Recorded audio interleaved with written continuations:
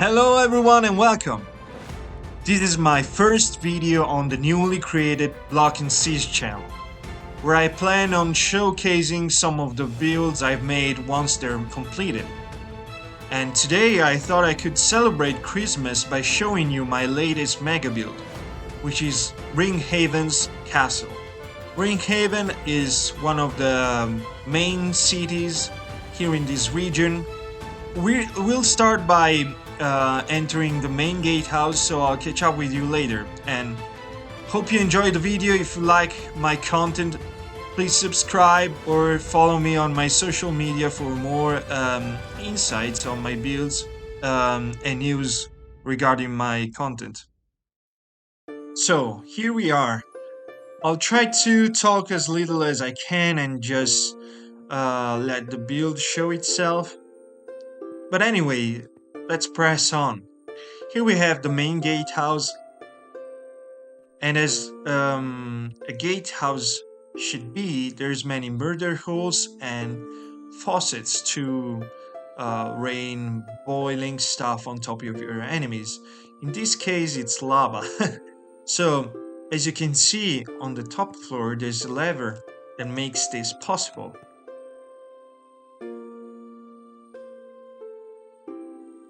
Over here we have the pulling system, which works the same on the opposite side. We have a balcony and a nice view for the hamlet. And the gatehouse is connected both ways to the keeps solar as well as a second gatehouse, which also boasts a couple of murder holes and machiculations. I'm especially proud of this because even if I try to run towards them, I'm not falling down. This is thanks to, well, it's actually a vertical slab that can be adjusted within the Conquest Reforged mod pack.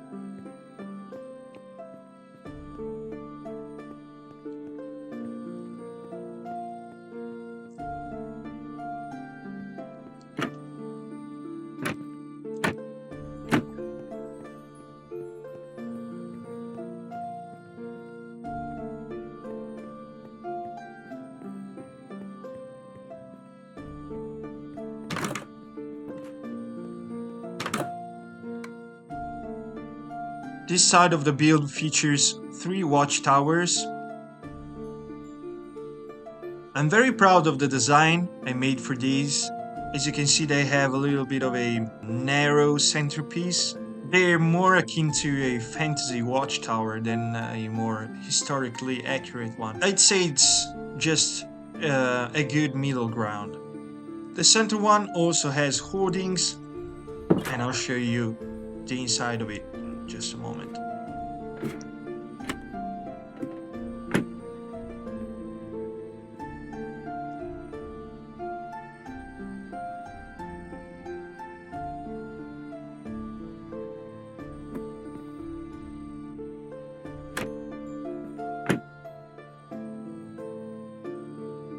Castle's courtyard can be accessed in 2 ways.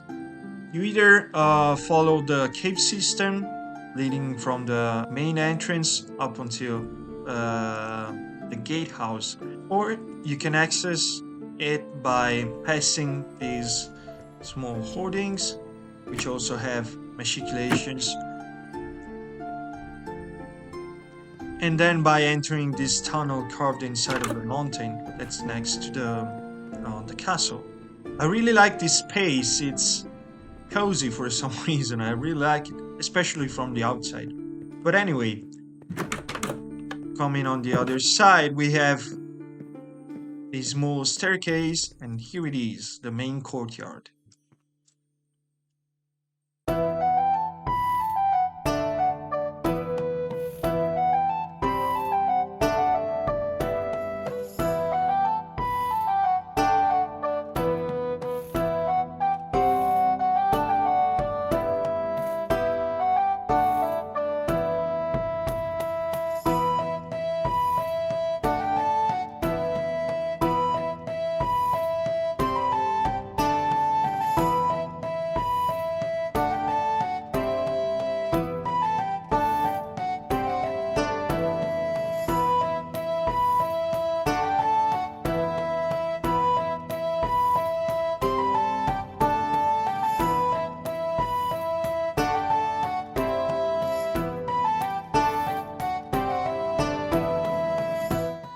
First, over here we have an area with crops and some herbs for medicines, a water pump, a small crane for supplying the watchtowers with ammunitions and weapons, as well as a storage shed with hay bales, haystacks rather, nets, some herbs left for drying, food, tools. The interiors of the shed were inspired mainly in the placing of the tools and the likes, were inspired by my own shed that I have in my place where I currently live in, which is fairly old, all things considered. Over here we have a storage area for firewood and the entrance to the prison cells.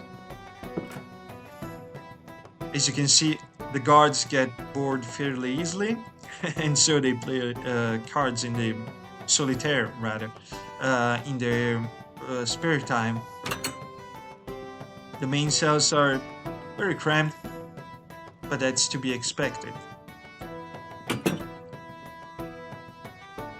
Just outside of the prison cells, we have a small arch, which also serves as shelter for our small froggy friend, which is a neat Easter egg. Next to the prison cells we have the armory.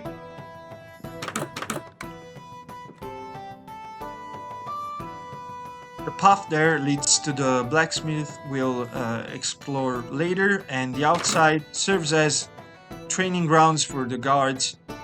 I tried to model these dummies, striving for a compromise between accurate and fantasy.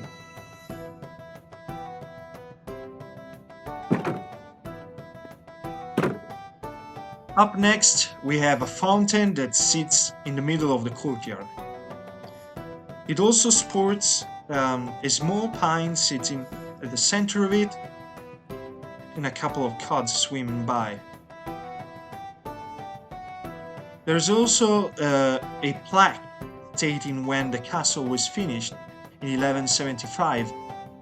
There's also a similar inscription near the city's monument. There you will see that the hamlet was built almost 100 years after the castle was finished. You'll notice that the castle is built in a rather different style than the hamlet's one, which is something I wanted to implement as well, in effort to make the lore more seamless and believable, let's say. Just behind the fountain we can see stalls housing some donkeys. Not much to say about this except for the fact that when I started building this castle, this used to be where the royal horses were taken care of, but then I decided to move them somewhere else. We have a couple of carts and wheels for repairing, brooms which can be used by the serfs to clean the stalls, and behind there you can see a tunnel that leads to the armory we just took a look at moments before, and this is its exit, which sits next to the serfs' living quarters, which we'll take a look at in just a moment. Next to the serfs' living quarters, there's the royal blacksmith.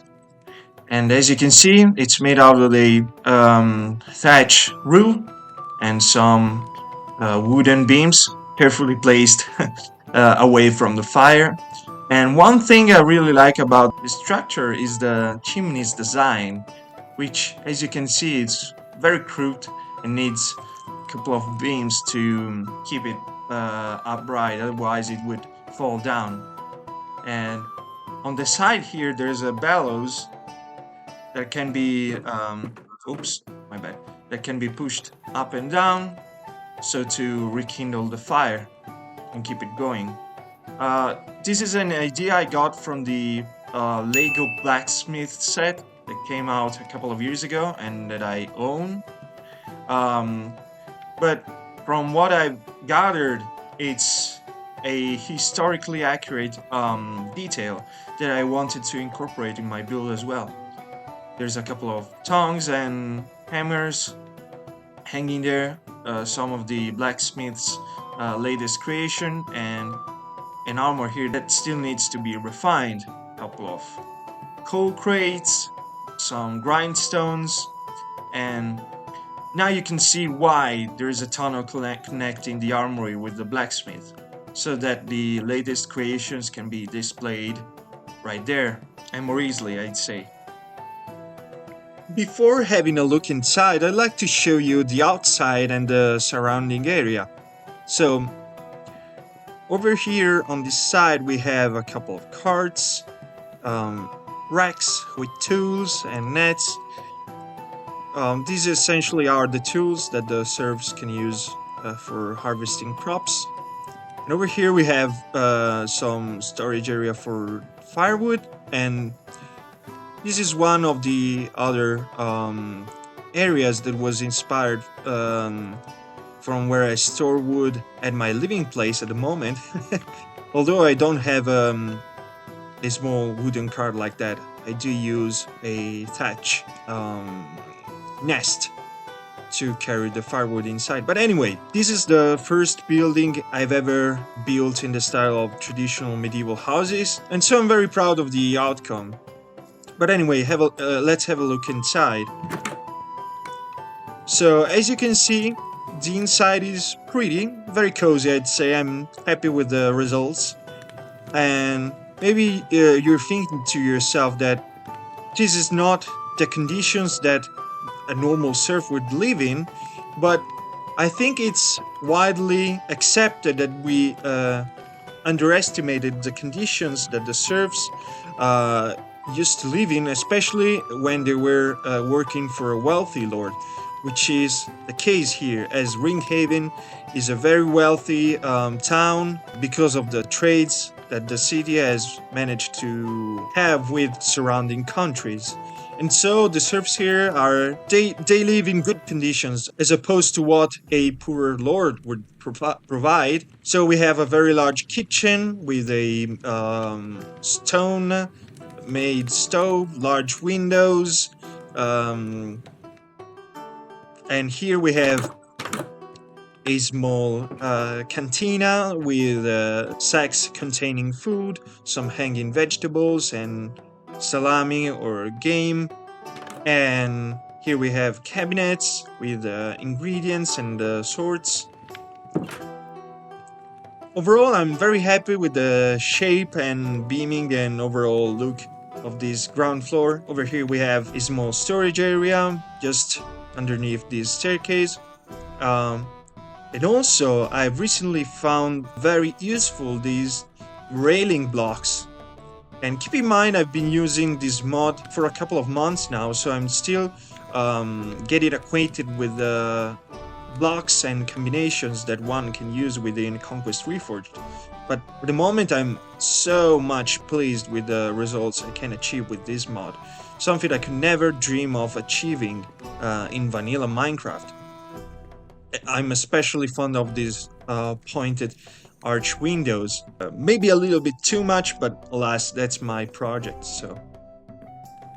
On the upper floor we have the bedrooms with a couple of bunk beds, except for this one, which is reserved for the chief of the serfs. Over here we have a large fire pit to provide warmth. We have a couple of desks and tubs for the serfs to wash in.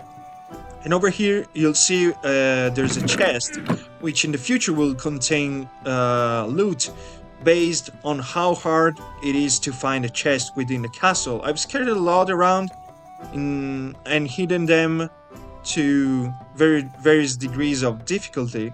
And so, like I said, this will reflect the level of loot you'll find inside. And so that one I'd consider to be a low to average, hard to find chest, and so it will contain loot according to this difficulty, like I said.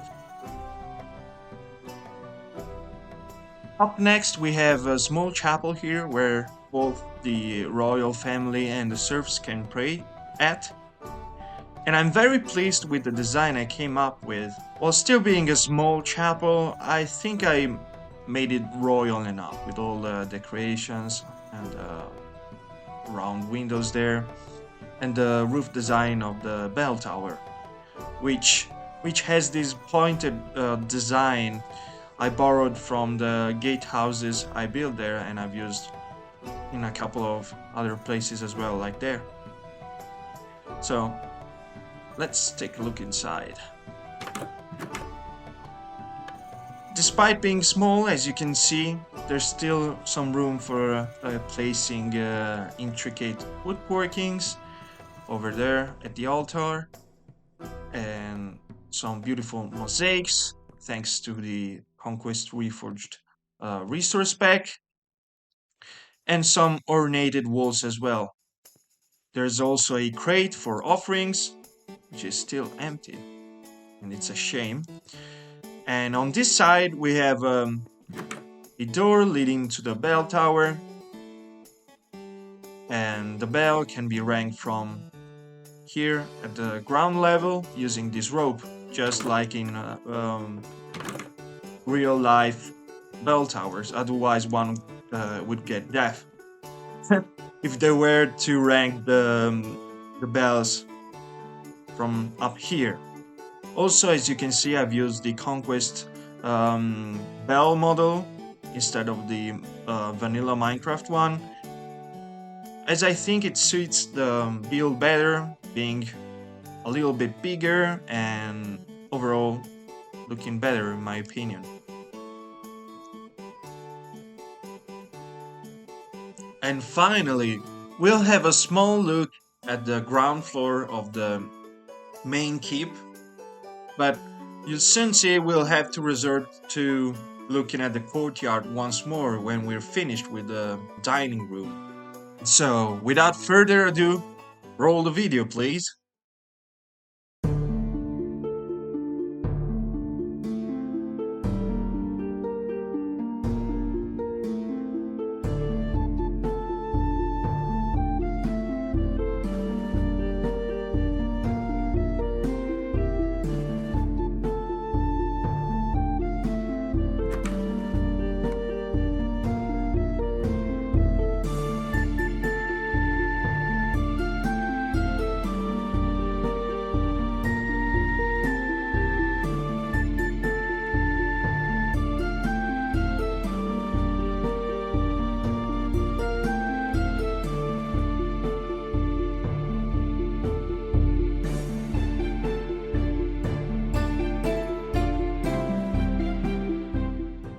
There we go. As you can see, this is a very large room, housing a table, fire pit that can be lit in the middle, plates with food. Over here we have the table for the royal family, king, queen and heir. Here there's a chest with a couple of instruments for the bards to play. Since lore-wise, it seems that many concerts and plays are being held here, so whenever there's a new event or play, everyone from the hamlet gathers here, and maybe the royal family would make some room, removing the round table. Of course, this would be only accessible to the more royal people in Ringhaven, so there wouldn't be many people around. We have some more weapons racks, bellows, a chimney, which I really like the design of it. As you can see, I've used carpets to mimic painted style these medieval chimneys used to have. And I'm sure you're dying to know what's inside here. Well, alas, it's just a cantina with some wines, beers, and some food supplies as well. Over there, you'll see there's a small courtyard leading to the royal kitchen, which we'll take a look at in a couple of minutes. So overall, I really like the design of this dining room, or like feasting hall, and it reminds me of a couple of medieval castles I visited here in Europe that was the main inspiration for this place to begin with. Unfortunately, we have to go outside once again and continue exploring the courtyard, as the upper floors of the main keep can only be accessed from somewhere else for defense purposes, so that if intruders were to arrive at the doorsteps of the main keep, they would only be able to access this side of the keep and not the upper floors, where the royal family can retreat, and you'll see where exactly in a moment. But before that, the first building we will come across when accessing the second smaller courtyard is the guardhouse. Once again, you can see the use of wattle and dove and a little bit of jetting. And if we take the door on the right, we can access the upper floor where the guards will sleep. So admittedly, it's an even more minimal and cluttered space than the serf's bedroom, but they do have stairs leading to the upper bunk beds, which is something. And yeah, well, the job of a guard is to, well, guard and not squander their time sleeping or meandering about, so that's why I thought about making this even smaller, but they have bigger windows. From this door on this side of the room, we can access a different part of the defensive wall and have a peek at the smaller courtyard I mentioned before. But before that, I want to show you a very peculiar building within the castle. This is the war room. This is where the wealthy lords of the surrounding areas would discuss war plans against other countries or simply how to defend themselves. Also, it's one of the older areas within the castle, as this used to be the early main keep where the royal family would live when they started building the castle. The keep used to have a second floor, but it was made of wood and eventually it was removed, and the old keep was connected on this side with the defensive walls. And so the upper floor became just a mean to scout the surrounding area and all the various courtyards.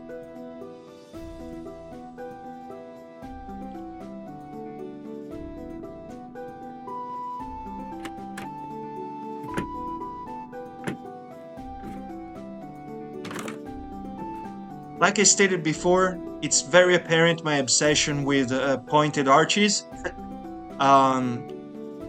But as you can see, this is the only build within the castle to feature such square, large, fenced windows and also rounded arches. Mostly because I wanted to reflect the fact that this is a very old build within the castle, like I said before. Moving on, it's time to visit the smaller courtyard I alluded to in the past minutes.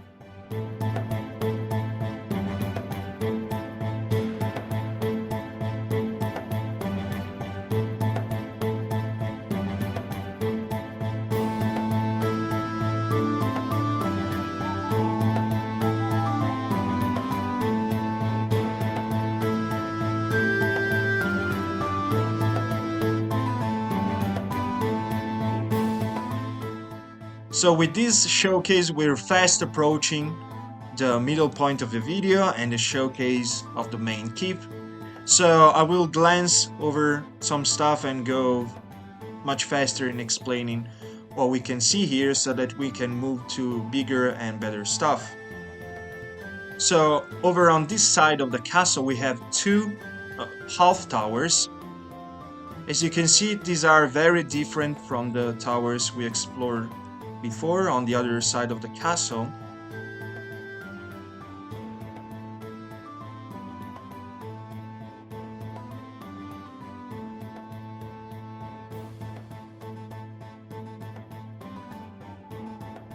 This tower also features a big crane that can be operated from the top of the tower.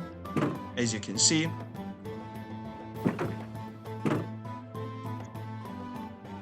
So that one could pull crates at the top of the tower without going through the hassle of, passing through the war room, going upstairs using the ladders, and then going up multiple floors of the tower only to get the job done in what, an hour or so of lifting heavy stuff. So yeah, this makes the job a little bit faster and easier for the soldiers within the castle. Moving on, here we have the horse stables where the royal horses are kept, and like I said before, the horses used to be kept somewhere else, but now they got moved here. This is mainly because I thought it would make much more sense to connect the horses to the carriages so that the royal family could easily be escorted somewhere else right from their doorstep. And as you can see, there's a little bit of worn tiles here on the floor as a consequence of the constant passage of the wheel carts. Next to the stables, we have a chicken coop. One thing about the chicken coop is that the insides can be explored. But I would like to refrain from teaching you how to do so, and no, it doesn't involve breaking the entrance. It does involve a bug though, I will say that. Let's see if anyone is able to properly access the inside somehow. Here we have the stalls for sheep and cows, and before anyone says they have too little room to roam around, inspired by an actual castle I visited with my girlfriend a couple of months ago, the animals there were stored right under some arches that were built inside the main courtyard, and so this gave me the idea of replicating that same scenario, but I also gave them a little bit of a roof.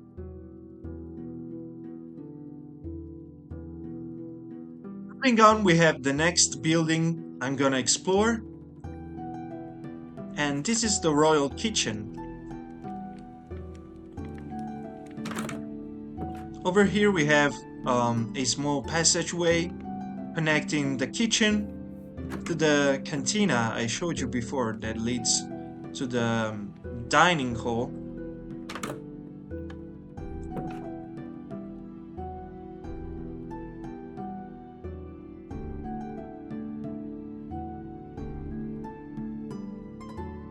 This is where the royal meals are being cooked. As you can see, there's pots, knives, and stuff to cook.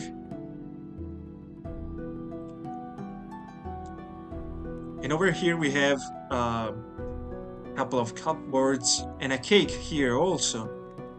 I'll tell you, there's a hidden chest here somewhere, but it's up to you to find. There's an easy to miss staircase leading to the bottom floor, and here one can access the winery.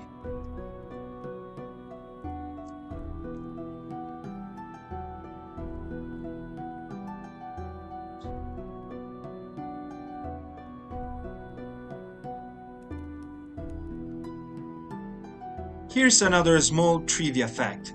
Did you know the passage leading to the winery used to lead to the dungeon or prison cells, and the winery used to be located where the prisons are located now?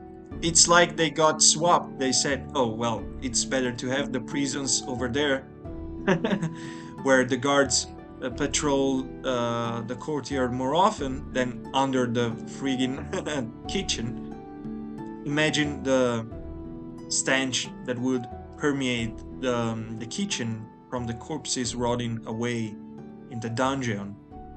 Yeah, that's kind of yucky to think about.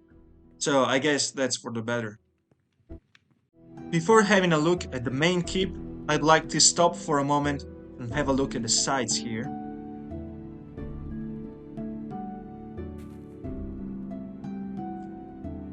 Here we can see the donjon which is more visible from this side. And also it's time to properly credit the design this was inspired by, and I borrow slash stolen this design from Conrad, which is also one of my favorite Conquest Reforged content creators. I really do appreciate their content and I'd like them to be more recognized. So yeah, credit where credit is due, right? I mean, it's not exactly a one-to-one replica from the water pump he showed in one of his videos, but it got heavily inspired also. So yeah, I usually do my buildings all by my own, so where it doesn't happen, I like to credit the rightful owner. And now we can finally have a look inside the main keep. As you can see, you can access the solar using this wooden staircase that can be burned down or removed in any way, so to cut access to the upper floors in case of a siege. This used to be done a lot in medieval times, and a friend of mine who's interested in architecture as much as I am told me that you can tell the age of a building by looking where the staircase is built. The solar is divided in two by these wooden beams, and on this side we have a small balcony.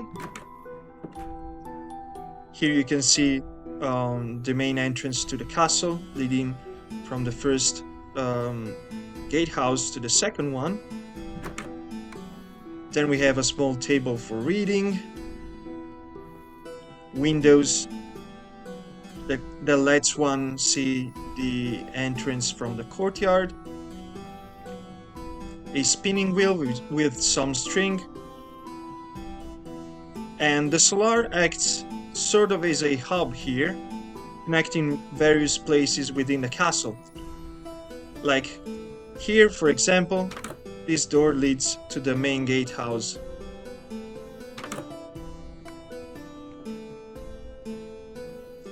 From this small protrusion, one can have a look at the hamlet down there, and this is something I've seen in lots of castles, medieval ones especially, and I thought I could add one here as well.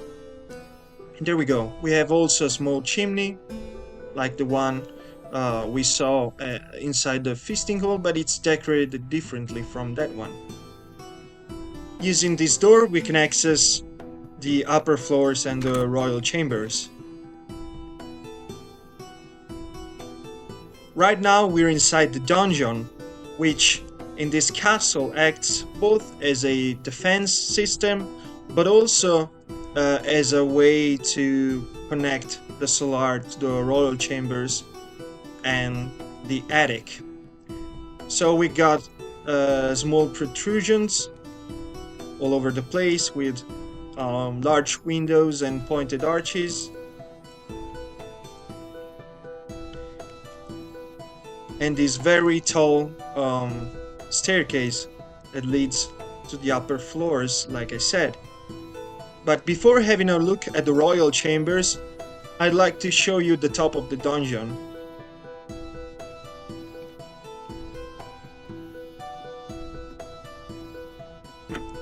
Using this tall ladder, we can access the top of the tower, and as you can imagine, this can also be kicked down or burned to cut access to the dungeon whenever a siege is happening. There's a couple of doors leading to various balconies and a couple of chairs or tables, so that when the royal family is staying here, like I said, during a siege, they can sit down or entertain themselves somehow, with also barrels presumably containing supplies. And this chest will also contain some loot as a reward for making it up here.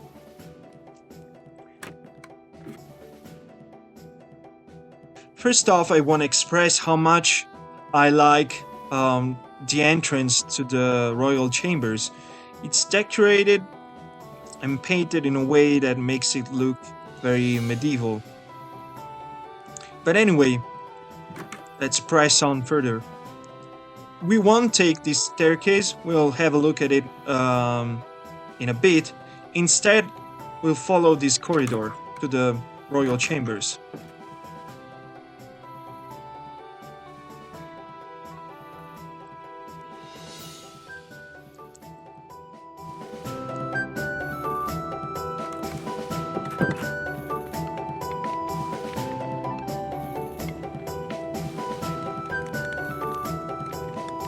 Yes, as you can imagine, the beaming and woodworking here took a lot of time, even in-game.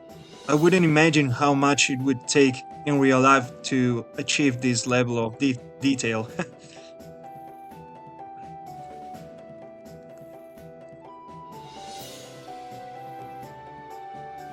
The chambers are divided into different parts, and first off we'll have a look at the study, where the Lord can write down letters and have a look at other papers.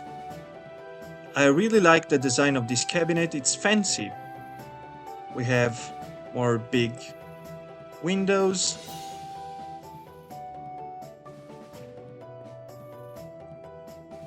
Here on this side we have a loom for making carpets and banners, and also this chessboard for the kids to play.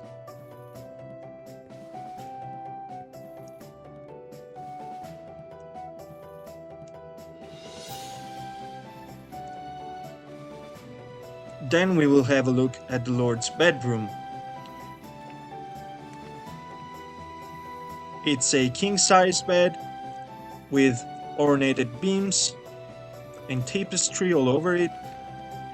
It's a very small bedroom, but thanks to this fire pit, the room can be kept warm for the whole duration of the night. Here we have a tall wardrobe and a mirror.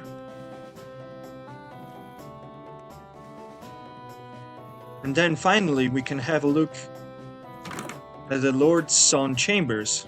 There's a very small bed, large windows, and a stove.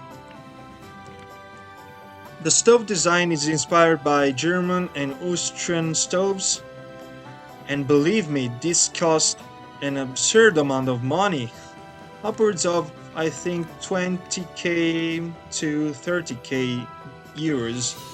They're usually handmade, and in my experience they provide lots of warmth. So as you can see, it's a very cramped room, and so it was a challenge to fit all of these elements into a single space, but I think I managed to pull it off quite well.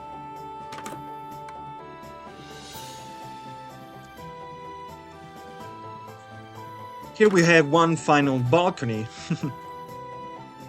Here the Lord can sip some tea and have a look at the beautiful scenery surrounding the castle. Right now we're inside the room we visited before, but this time we'll follow this staircase that leads to the attic.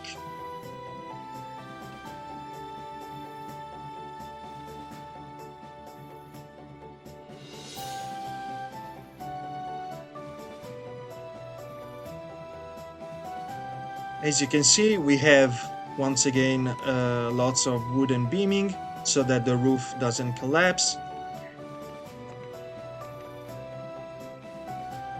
Here we have lots of chests and barrels for storage.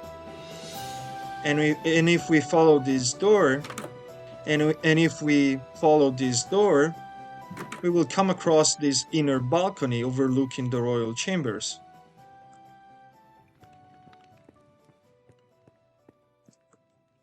I think this is a nice addition, and I don't think I've ever seen it before in any medieval castle, but still, it does look good. And believe me, this beaming here took a long ass time to do it. And call me crazy, but I enjoy it, and moreover I really like the result. So the more the merrier.